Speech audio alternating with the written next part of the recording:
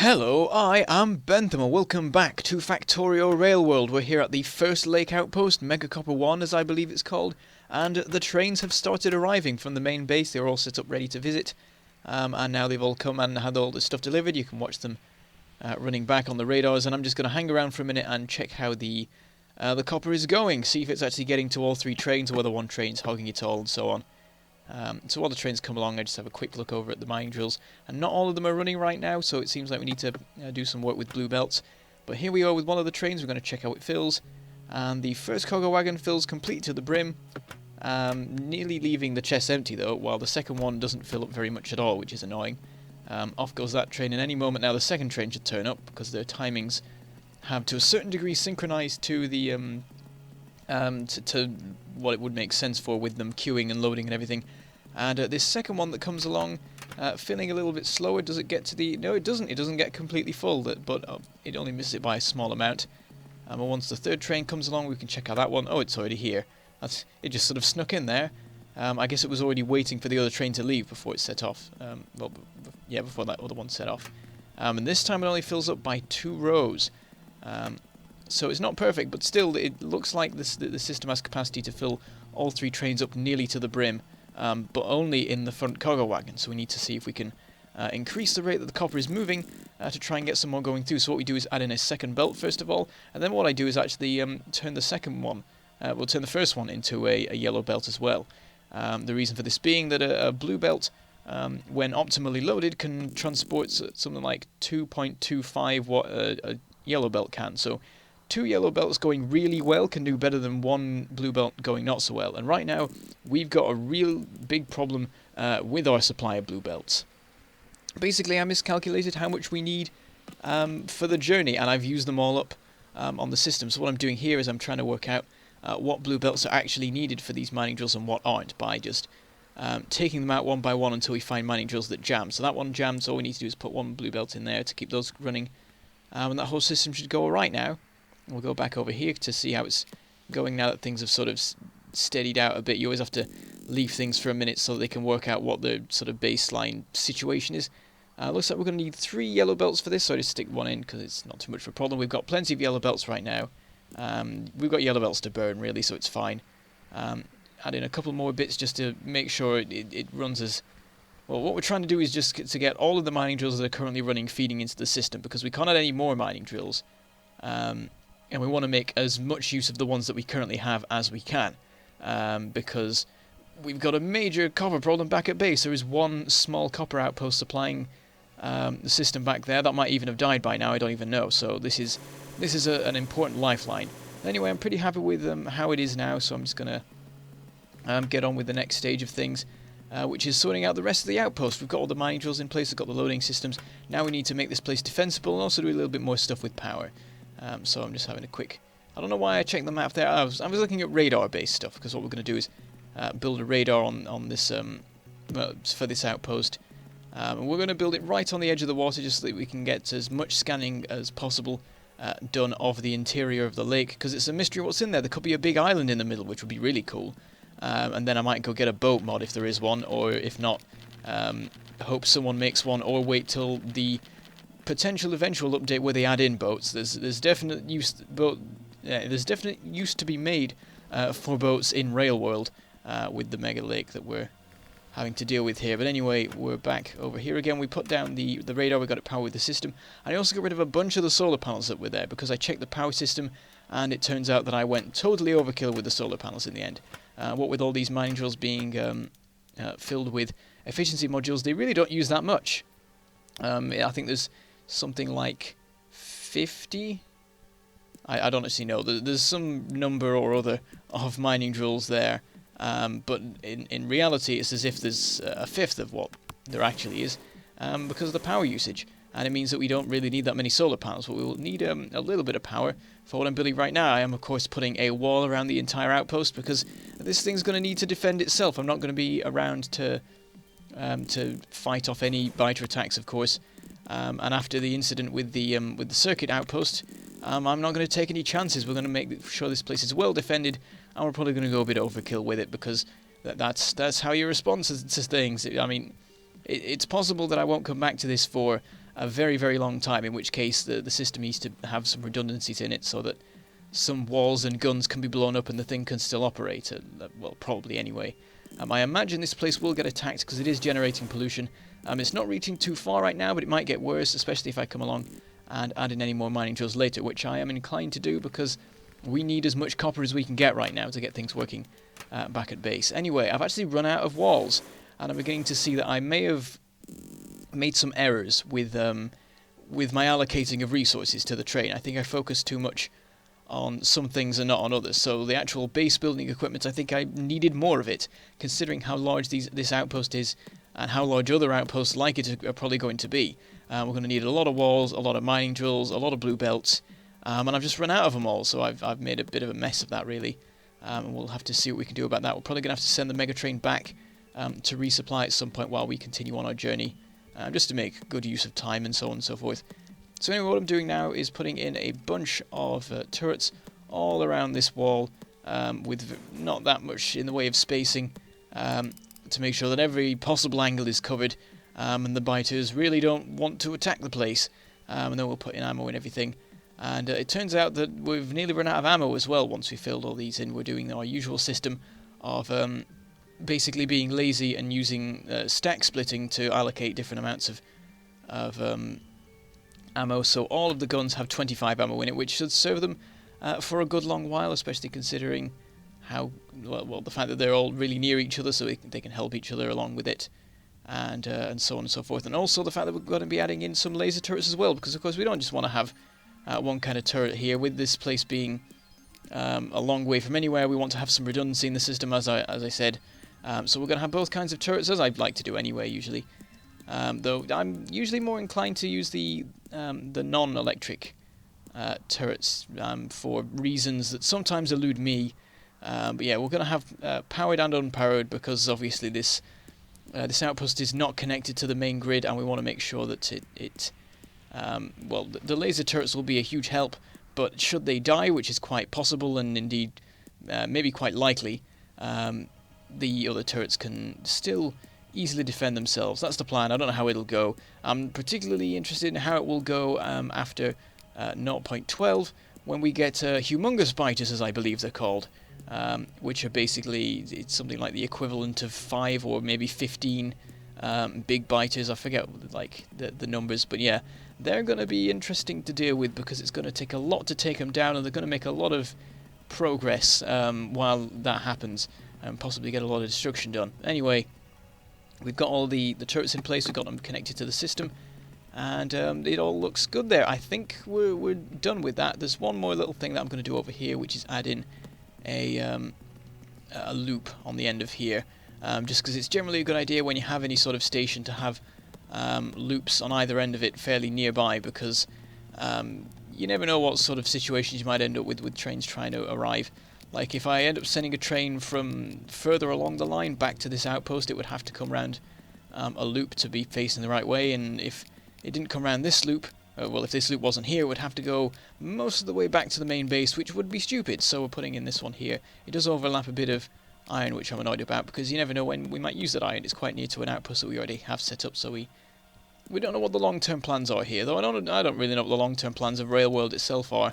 I think things will wind down fairly rapidly once we've actually gone round the lake, because then, you know, we've done it. It's the greatest achievement has been achieved.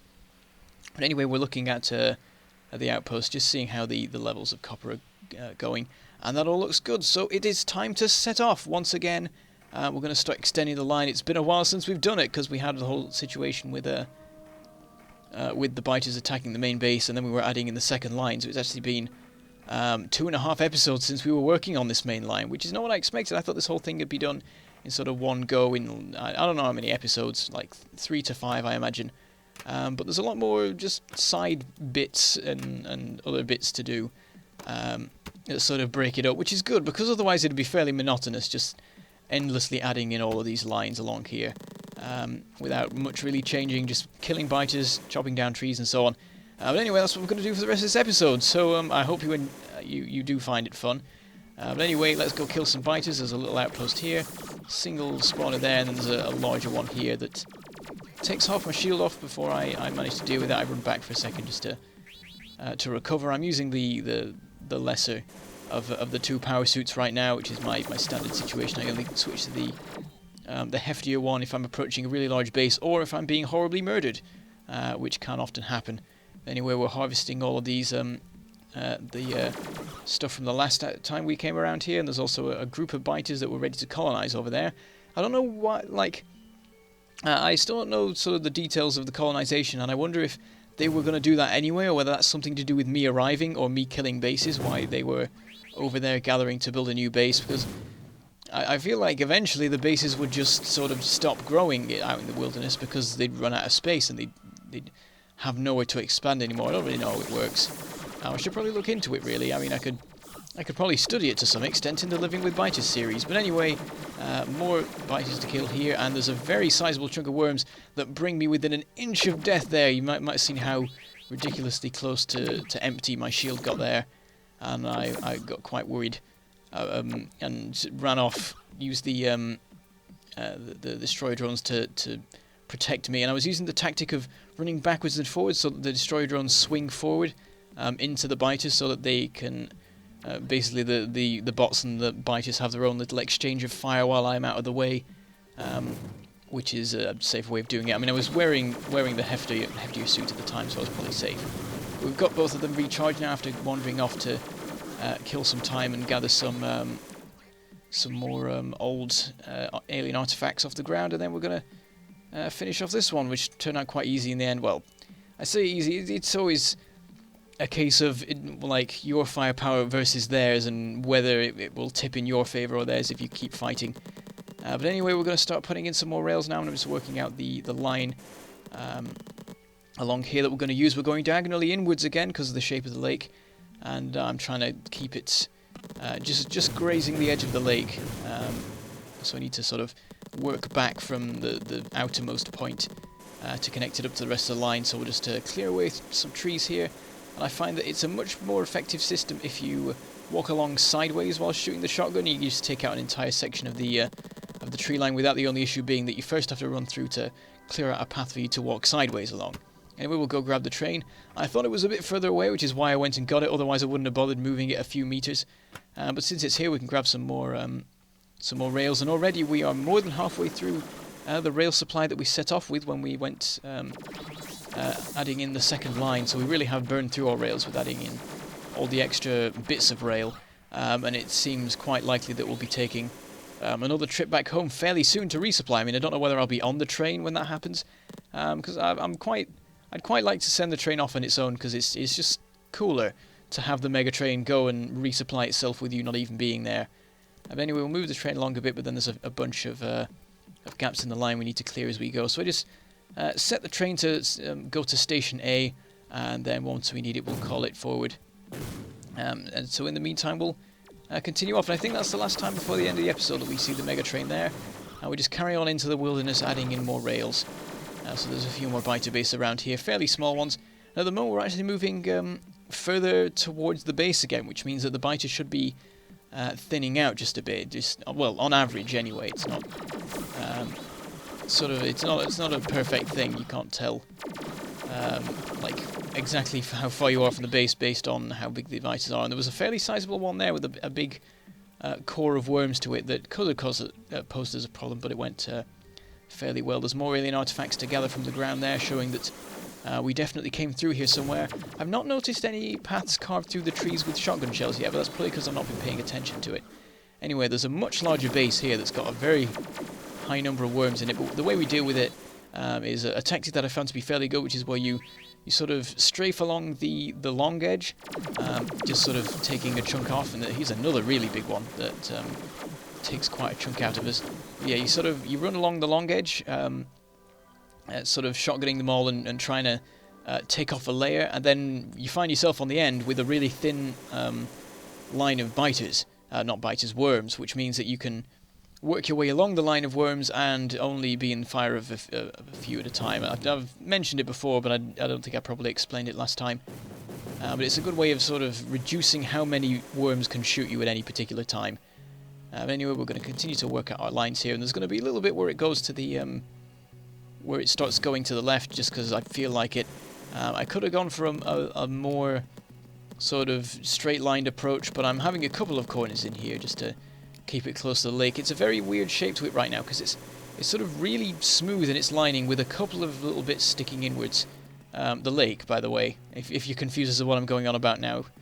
So it's interesting to try and maneuver around it because you sort of want to hug to the smooth edge, but then there's a couple of little ponds and stuff that are getting in your way. So what I'm doing here is trying to work out how to maneuver around here, and what I'm bearing in mind is that I may want to have this have a second line coming along here sometime in the future. I may go for the passing point system instead. I'm still not decided on the way I'm going to arrange that, so I'm working out the markers I would need well, I'm putting in markers to work out where I can put the line, and also making sure that I could, if I wanted to, fit two lines next to each other as per the standard system.